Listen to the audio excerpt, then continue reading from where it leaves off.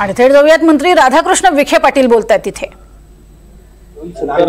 या विषयावर जास्त चर्चा होती की मराठा आणि ओबीसी यांच्यामध्ये सातत्याने वाद सुरू आहे, त्याच्यामुळे वातावरण कलुषित होते असं सांगितलं जातंय। जरंगे पाटील सुद्धा म्हणले की ओबीसी जर आपल्याला विरोध करत असतील तर त्यांच्या नेत्यांना पाडा, भुजबळ म्हणले मराठा नेत्यांना पाडा वगैरे, ह्याच्यामुळे हा वाद विकोपाला जात आहे। त्याच्याबद्दल काय सांगणार?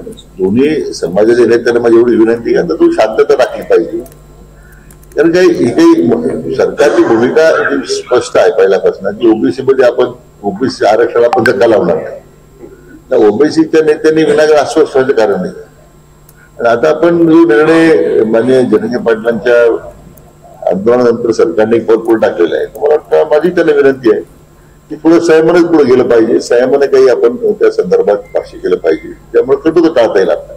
मराठा आणि कुणबी ह्या दोन्ही जाती वेगवेगळ्या आहेत आणि कुणी जात बदलू शकत नाहीये, त्यामुळे पुढच्या काळात मराठा म्हणूनच आंदोलन करावे लागतील आणि या 2 सप्टेंबरच्या जीआरनुसार मराठ्यांना ज्यांची नोंद नाही त्यांना कुणबी प्रमाणपत्र मिळणार नाही असं गोलमेज परिषदेमध्ये म्हटलं गेलं। मला तेच सांगायचं आपल्याला की गोलमेज परिषद अधिकृत अशी काही संस्था नाही की त्यांनी काय फार अभ्यास केला असेल मला माहित, म्हणजे त्याचा आधार राखू सांगतो मी, त्यांच्याबद्दल मला दुराग्रह काही नाही आहे, पण शेवटी त्यांच्याशी मी चर्चा करेन ना, त्यांचे एक आक्षेप आहे, त्यांचं काही त्याच्यामध्ये कोणत्या गोष्टीमध्ये त्यांना विसंगती वाटते।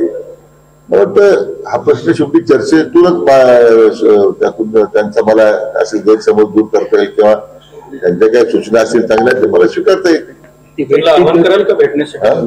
तुम्हाला येऊन भेटण्यासाठी त्यांना आव्हान कराल? मला तर काही कोणी निवेदन दिलेलं नाही, मला कोणी भेटलेलं नाही, जर मला तशी विनंती आहे तर ते शक्य। सर 2 सप्टेंबरच्या जीआरनुसार सरसकट आरक्षण मिळणार आहे का? धन्यवाद।